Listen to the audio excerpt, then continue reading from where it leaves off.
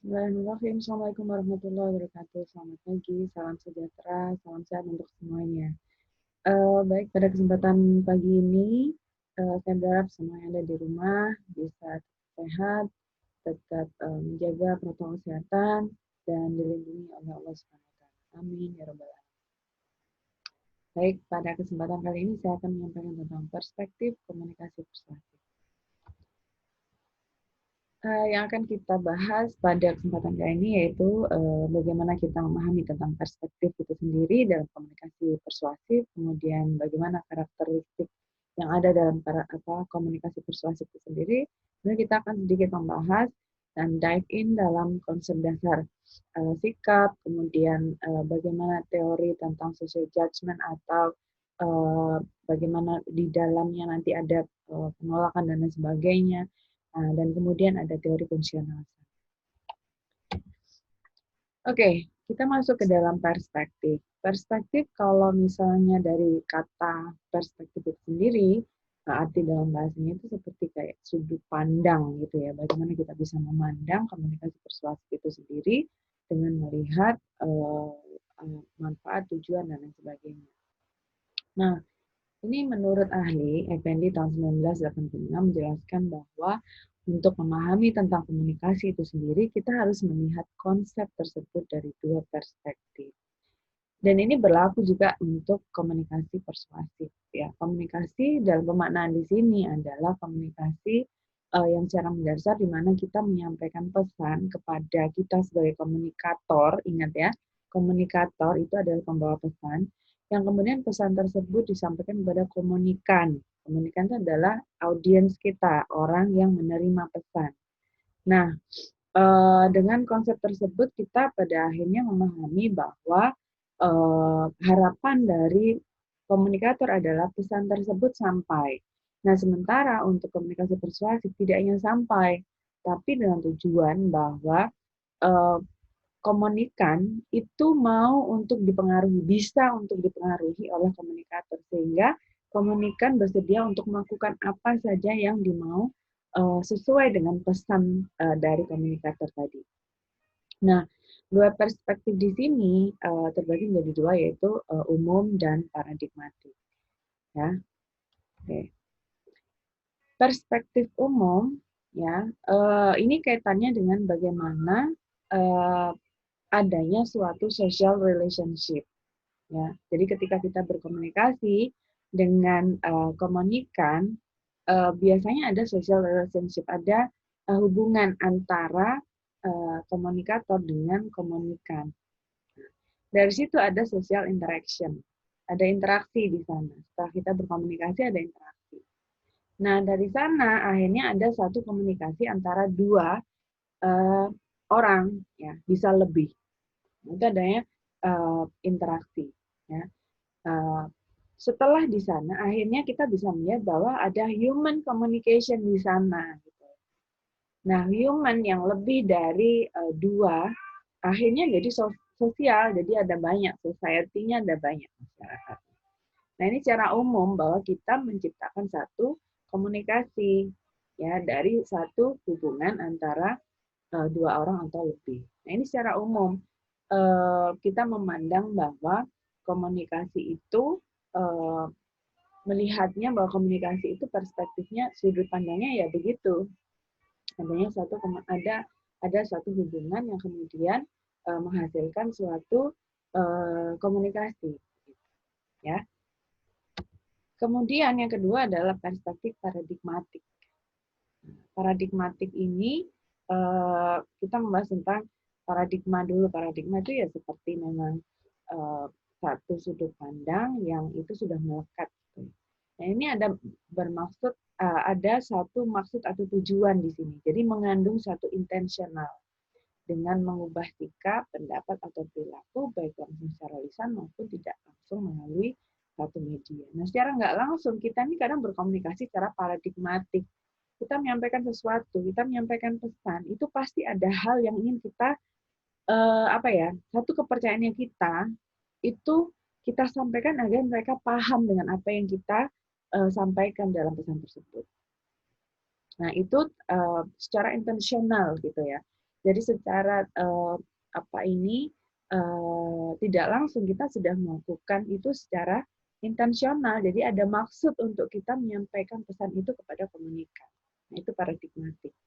Jadi lebih mendalam sehingga kita mengetahui bahwa kita berkomunikasi itu ada satu hasil akhir yang kita mau, nah, seperti itu. Termasuk di sini menyampaikan ada yang mengubah sikap, pendapat, bahkan hanya pemahaman saja gitu, ya, melalui media atau bahkan hanya secara lisan saja kita sudah berulang seperti yang ketika komunikasi dengan kawan dan lain sebagainya itu pasti ada maksud tujuan di dalam kita menyampaikan pesan. Itu pasti. Nah, sekarang kita masuk ke dalam karakteristik.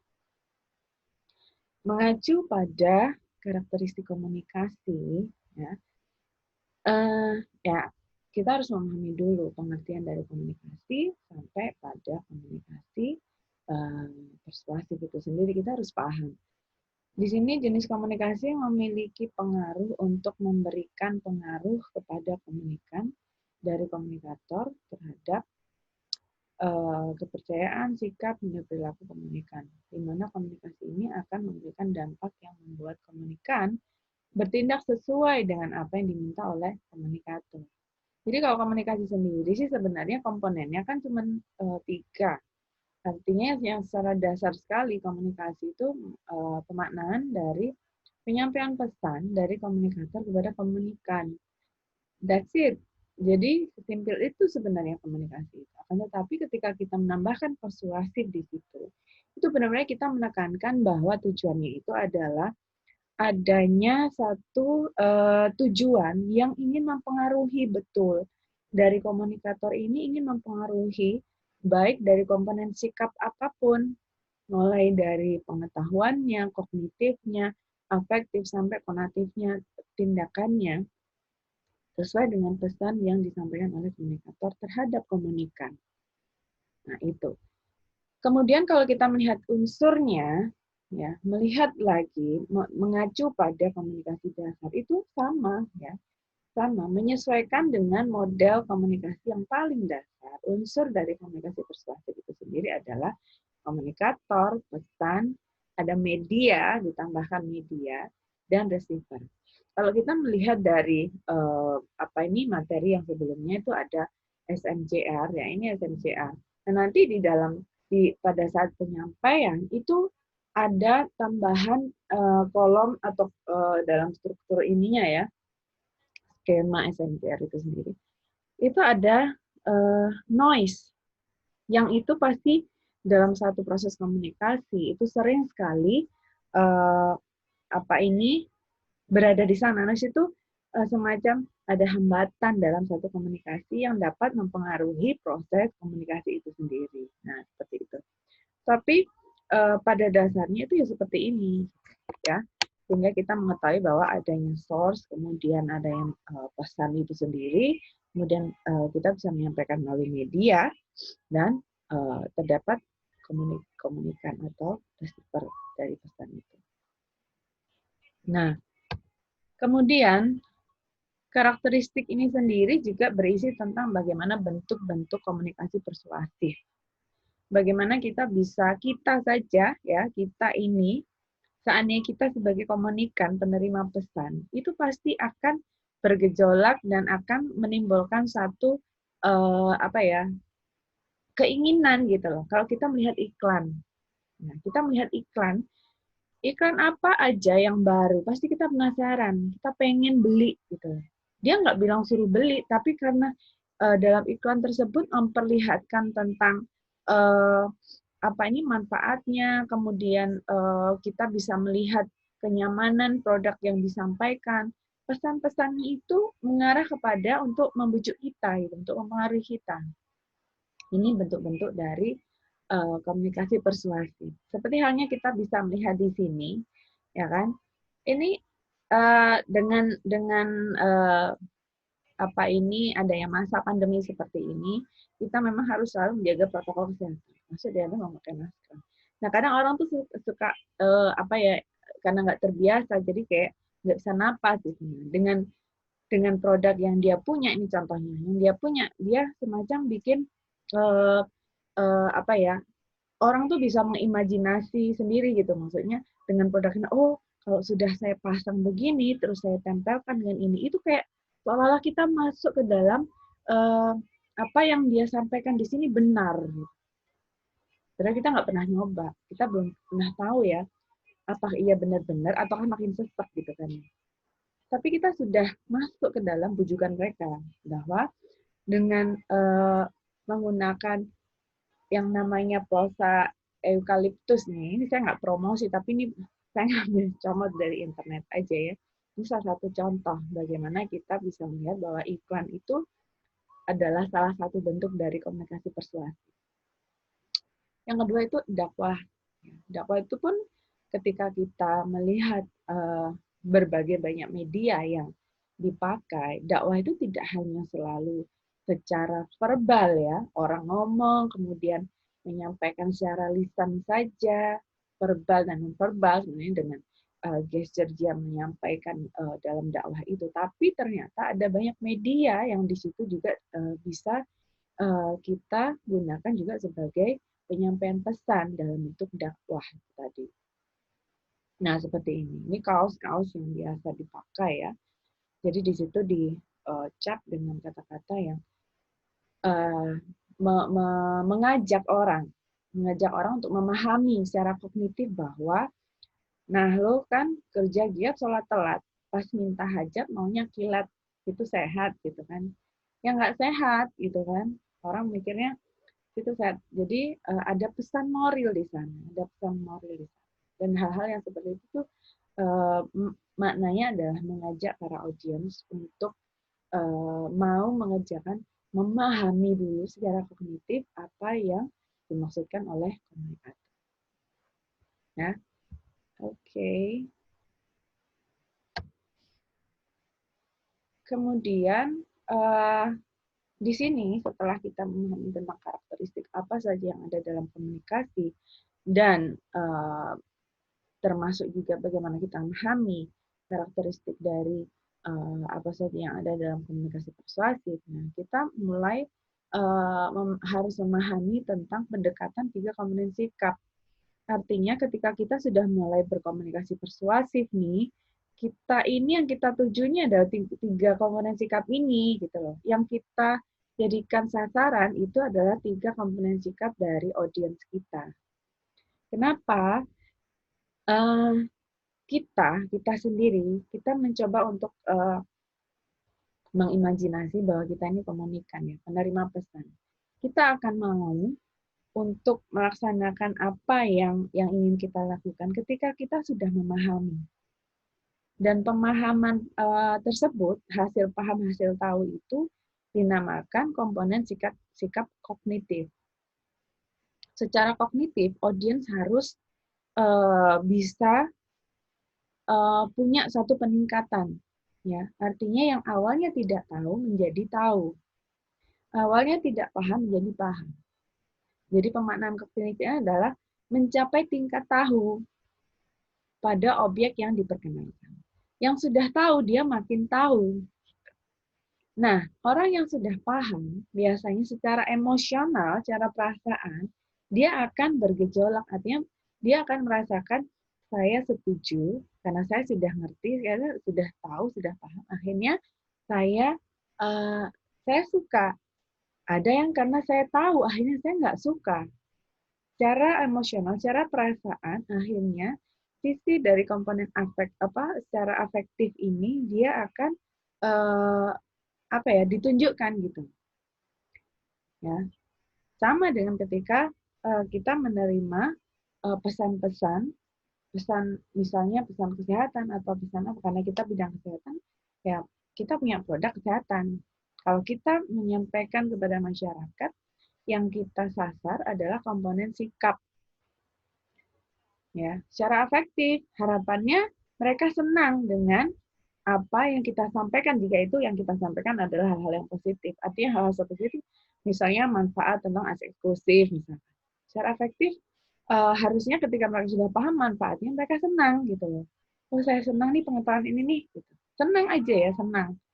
belum tentu mereka bertindak sesuai dengan pengetahuan mereka. Nah, setelah mereka senang, harapannya ini adalah secara komponen sikap, secara konatif, mereka mampu untuk bertingkah laku, bertindak, belum menjadi kebiasaan atau belum menjadi perilaku. Tapi mereka masih bisa untuk menggerakkan sesuai dengan pengetahuan mereka, yang disesuaikan dengan hasil afektif mereka. Jadi berupa tindakan. Yang artinya ketika ada pengetahuan tentang, oh cara teknik menyusui yang benar. Wah, saya suka nih, akhirnya saya ngerti nih teknik menyusui yang benar seperti apa. Biar nggak sakit menyusuinya untuk pertama kali misalnya. Akhirnya secara konatif mereka mempraktekkan. Nah, seperti itu. Oke. Nah, ternyata dalam pelaksanaan komunikasi persuasif, kita juga perlu memperhatikan tentang adanya teori social judgment atau pertimbangan sosial. Nah, dalam masyarakat itu tidak selalu kita diterima, ya. Dalam kita menjual barang, nggak semuanya itu orang pasti suka dengan barang kita. Dia pasti suka dengan produk kita, belum tentu, ya. Bahkan mungkin bisa jadi kalau kita melihat seperti ini ya, skemanya yang disampaikan oleh para ahli terdahulu, bisa jadi kita berada di area ini, area rejection. Latitude itu ruang gerak wilayah. Jadi ketika ada satu penyerapan, pemahaman atau satu produk yang kita sampaikan ke komunikan, ya, ini ego involvement. Jadi ego dalam masing-masing komunikan itu akan bergerak ya, menentukan apakah saya menerima ataukah saya hanya non komitmen, artinya saya nggak mau terlibat, terserah elu lah misalnya itu, terserah mau ngomong apa terserah, saya abstain misalnya. Itu berada di sini, non komitmen. Saya nggak mau berkomitmen, terserah saya mau ngapa, saya belum bisa menentukan saat ini, misalnya seperti itu. Dan ada rejection. Nah, orang yang berada di tengah ini bisa mengarah kepada rejection, pada akhirnya bisa mengarah pada acceptance. Nah, seperti itu. Nah, kalau sudah dia menerima, dia akan mengalami efek asimilasi. Ya. Asimilasi itu apa? Nah, ini. Ketika mereka atau komunikan menempatkan sebuah pesan dalam wilayah penerimaan dan pesan tersebut mendekati pernyataan yang ada. Ya. Dianggap sama dengan pernyataan yang ada dijadikan satu kelompok. Kemudian pesan ditarik mendekati patokan sehingga menjadi lebih dapat diterima daripada keadaan sebenarnya. Ya, asimilasi. Sementara kalau yang rejection ini bertentangan, ya seperti itu. Jadi ini semacam akhirnya ketika dia mengetahui, kemudian setelah mengetahui dia bisa suka, senang, ya. Dan pada akhirnya ketika dia bertingkah laku, mampu untuk melakukan apa sesuai dengan pesan tersebut, akhirnya itu jadi patokan dia gitu. Nah, seperti itu. Jadi proses asimilasi, efek asimilasi dan kontras ini adalah patokan sebenarnya. Ketika dia mereject, ini menjadi kontras, patokan yang kontras ya, efeknya itu menjadi sebaliknya dengan asimilasi. Oke. Nah, yang terakhir, kita harus memahami juga tentang teori fungsional, di mana teori ini dari fungsi bahasa, di sisi bahasa itu adalah dia merupakan faktor penyebab perubahan sosial masyarakat sampai ketidakpuasan masyarakat akan kondisi sosialnya yang secara pribadi mempengaruhi kehidupan mereka. Jadi artinya gini loh, memperhatikan tentang sisi fungsionalnya. Jadi misalnya nih, penggunaan alat kontrasepsi, ya. Jadi artinya ketika kita melihat ada satu produk, ini fungsinya kayak apa sih? Fungsi nggak sih kalau buat saya? Nah, kayak gitu. Nah, contohnya penggunaan alat kontrasepsi ini adalah keadaan mengenai awal mula pertentangan dalam penggunaan alat kontrasepsi dan akhirnya diterima masyarakat secara utuh, dikaji dalam teori fungsional, bahwa kesadaran masyarakat akan terbentuk dengan adanya paradigma atas pengetahuan baru yang didapatkannya. Dari setelah pengetahuan yang meningkat tentang manfaat, tentang fungsinya dari alat kontrasepsi itu, akhirnya dia mau, gitu, mau menerima, mau untuk meningkatkan pengetahuan, mau tahu akhirnya, awalnya nggak mau tahu, akhirnya mau tahu. Setelah tahu, dia senang secara afektif. Pada akhirnya dia mau untuk minum, dia mau untuk melakukan penggunaan alat kontrasepsi seperti itu. Oke, I think that will be all untuk sesi kali ini. Terima kasih, mohon maaf atas kekurangan. Assalamualaikum warahmatullahi wabarakatuh. Bye bye.